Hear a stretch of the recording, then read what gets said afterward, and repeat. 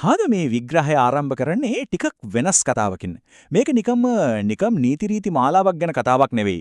හිතලා බලමු මුළු ජාතියකම අනාගතයේ හැඩගස්වන නිහඬම ක්‍රියාත්මක වෙල දැවැන්ත ප්‍රතිපත්ති ප්‍රකාශනයක් ගැන කතා කරන්න ලැබුණොත් අද අපි අවධානය යොමු වෙන්නේ අන්න ඒ වගේ සුවිශේෂී ලියවිල්ලකට.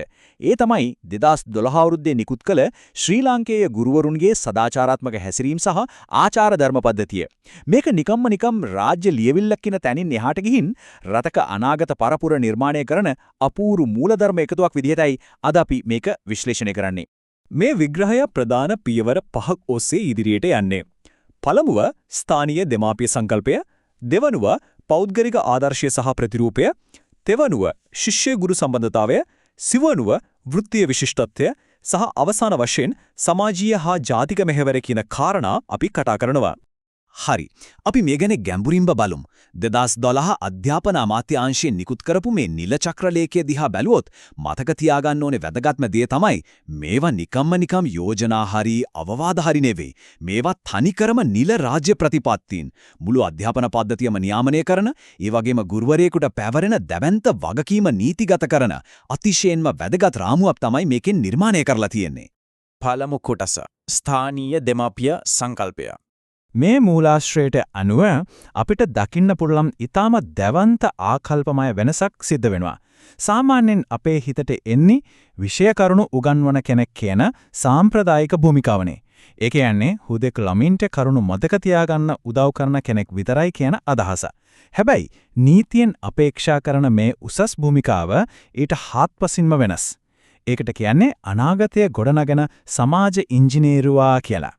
ගුරුවරයෙක් කියන්නේ දරුවෙකුගේ සම්පූර්ණ පෞරුෂයම හැඩගස්වන අපේ සමාජීය පැවැත්ම තීරණය කරන ප්‍රධාන නියමුවා බව මේ ලියවිල්ලෙන් මනාව තහවුරු කරනවා. ඉතින් මෙතන තියෙන තීරණාත්මකම කාරණය තමයි මේ ස්ථානීය දෙමාපිය එහෙමත් නැත්නම් ලෝකෝ පැරන්ට්ස් කියන නෛතික తත්වය. නිකමට හිතලා බලන්න වෘත්තීය වේදිකෙක් විදියට පාසලේ ගේට්ටුවෙන් ඇතුළු වෙනවත් එක්කම සිද්ධ වෙන ඒ දැවන්ත පරිවර්තනය ගැන. පාසල ඇතුලේදී සහ පාසලට ආදාළ කටයුතුවලදී දරුවෙකුගේ ආරක්ෂාව වගේම සුබසාධනය ගැන සාධාරණ සහ පරීක්ෂාකාරී දෙමාපියෙකුට තියෙන වගකීම සම්පූර්ණයෙන්ම ගුරුවරයාට නීති අනුකූලව පැවරෙනවා. ඇත්තටම මේක හරිම බරපතල ඒ වගේම අතිශය ගෞරවනීය වගකීමක්. දැන් අපි දෙවැනි කොටසට යමු. පෞද්ගලික ආදර්ශය සහ ප්‍රතිරූපය.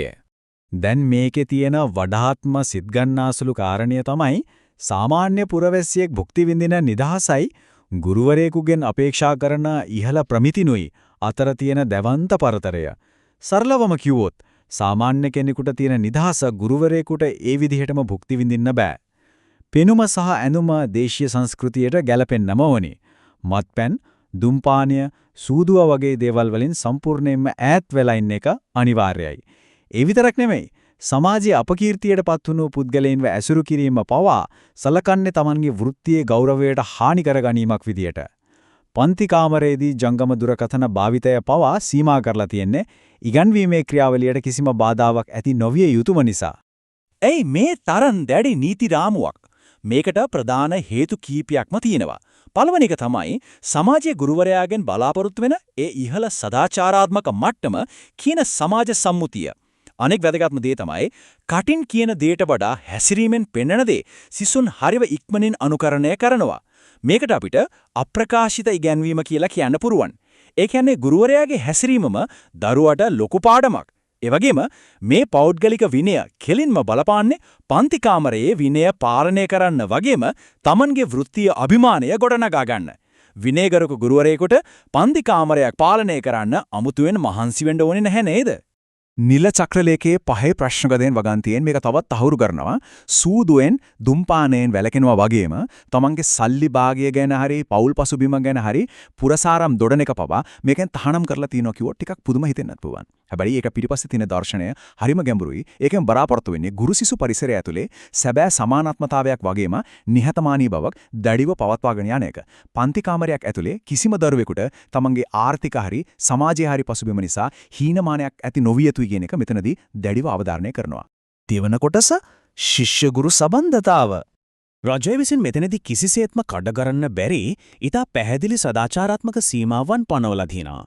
සිසුන්ට පුතා හරි දුව හරි කියලා ගෞරවනීය විදියට ආමන්ත්‍රණය කිරීම, ඒ වගේම කුලය, ආගම හෝ සමාජ මට්ටම මත කිසිම වෙනස්කමක් නොකිරීම වගේ දේවල් මේකට ඇතුළත්. විශේෂයෙන්ම අවධාරණය කරන්න ඕනේ කාරණයක් තමයි තමන්ගේම පාසලේ සිසුන්ගෙන් මුදල් අය කරලා උපකාරක පන්ති, ඒ කියන්නේ ටියුෂන් පවත්වන එක සම්පූර්ණයෙන්ම තහනම් කරලා තියෙන එක. මේකෙන් අධ්‍යාපනීය ව්‍යාපාරයක් වෙන එක වළක්වනවා, ඒ වගේම සිසුන්ව හැම අපයෝජනයකින්ම ආරක්ෂා කිරීම සහ ඔවුන්ගේ පෞද්ගලික තොරතුරු ගැන දැඩි වෘත්තීය රහස්‍යභාවයක් පවත්වාගෙන යන එකත් මෙතනදී අනිවාර්ය කරලා තියෙනවා. මේකෙන් අපූර්වට පැහැදිලි වෙනවා නීතිමය වශයෙන් ගුරුවරයෙක් කියන්නේ නිකම්ම පැත්තකට වෙලා බලාගෙන ඉන්න නිෂ්ක්‍රීය නිරීක්ෂකයෙක් නෙවෙයි, සක්‍රීය ආරක්ෂකයෙක් සහ උපදේශකයෙක් කියන එක.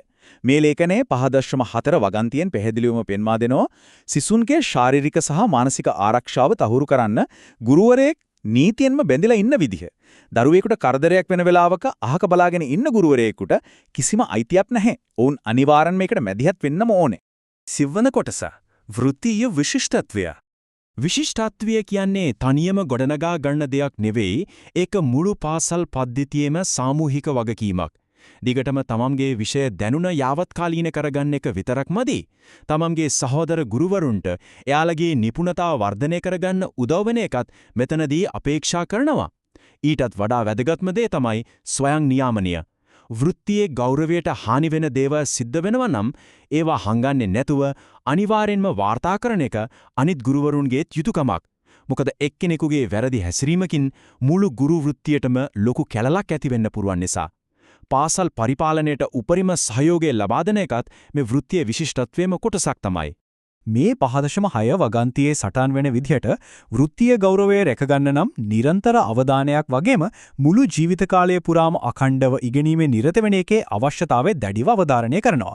පිටින් එන නීතිවලට වඩා Tamanගේ ප්‍රමිතීන් Taman විසින්ම පාලනය කරගන්න එක තමයි මෙතන තියෙන සුවිශේෂීම ලක්ෂණය.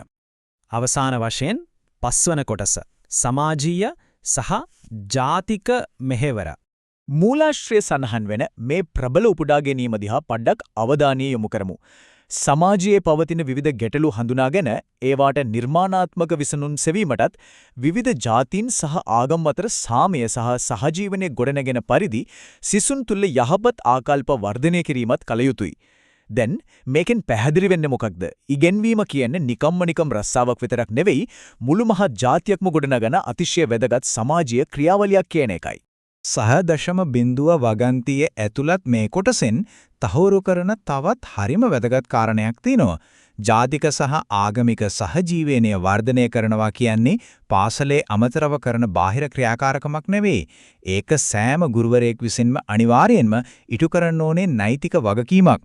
මේ සමස්ත නීතිමාලාවේම හරේ රඳා පවතින්නේ අන්නේ ජාතික සමගිය ගොඩනැගීමේ ශක්තිමත් පදනම උඩයි. අපි ඊළඟ කොටසට ගිහින් බලමු මේක ගොඩනැගෙන විදිහ. ඇත්තටම මේ සම්පූර්ණ ක්‍රියාවලියම නොනැවතී යන ගමන් මගක් විදිහට අපිට සාරාංශ කරන්න පුළුවන්. පළවෙනි පියවරෙන් ස්ථානීය දෙමාපිය වගකීම භාර ගැනීම සිද්ධ වෙනවා. එතනින් නවතින්නේ නැතුව දෙවනුවා ආදර්ශවත් ප්‍රතිරූපයක් ගොඩනගා ගන්නවා. ඊට පස්සේ තෙවනුවා හැම දරුවෙකුටම සාධාරණ වගේම සාකල්‍ය අධ්‍යාපනයක්, ඒ කියන්නේ සම්පූර්ණ අධ්‍යාපනයක් ලබා දෙනවා. සිව්වනුවා අඛණ්ඩ වෘත්තීය සංවර්ධනයක් කරා ගමන් කරමින් අවසාන පියවරේදී අර උත්තරීතර ජාතික මෙහෙවර පෙරට අරගෙන යනවා. මේක තමයි සැබෑ සදාචාරාත්මක අධ්‍යාපනඥයෙකුගේ පරිපූර්ණ ගමන් මඟ වෙන්නේ. මේ නිල අත්සන් වලින් තහවුරු කරන්නේ මේ සදාචාරාත්මක මාර්ගෝපදේශ මාලාවට තියෙන නීතිම බරපතලකම. මේක නිකම්ම කඩදාසියකට සීමා වුණු ලියවිල්ලක් නෙවෙයි, දැවන්ත සමාජ ඉංජිනේරු ප්‍රතිපත්ති ප්‍රකාශනයක්, රාජ්‍ය යථාර්ථයක් බවට පත් කරලා තියෙන විදිහ මේකෙන් අපූර්වට පෙන්눔 කරනවා. අවසන් වශයෙන් මේ ප්‍රශ්නය ගැන පොඩ්ඩක් ගම්බුරින් හිතලා බලමු. අපේ රටේ ඉන්න හැම අධ්‍යාපනඥයෙක්ම තමන්ගේ භූමිකාව හුදෙක් විෂය කරුණු උගන්වන කෙනෙක් විදිහට විතරක් නෙවෙයි, සැබෑම සමාජ ඉංජිනේරුවෙක් විදිහට සම්පූර්ණම බාරගත්තොත් මේ සමාජය මොන වගේ තැනක් බවට පත්වේවිද? සැබෑ සදාචාරාත්මක පදනමක් තියෙන අධ්‍යාපන පද්ධතියකට මුළු ජාතියකම අනාගතයේ කොයිතරම් ප්‍රබල විදිහක වෙනස් කරන්න පුළුවන්ද කියන එක මේ කාරණාවලින් මනාව පැහැදිලි වෙනවා. අද අපි මේ විග්‍රහය තුලින් සාකච්ඡා කළේ අන්නේ අසමසම හැකියාව ගැනයි. තවත් මේ වගේම වැදගත් විග්‍රහයකින් අපි නැවත හමු වෙමු.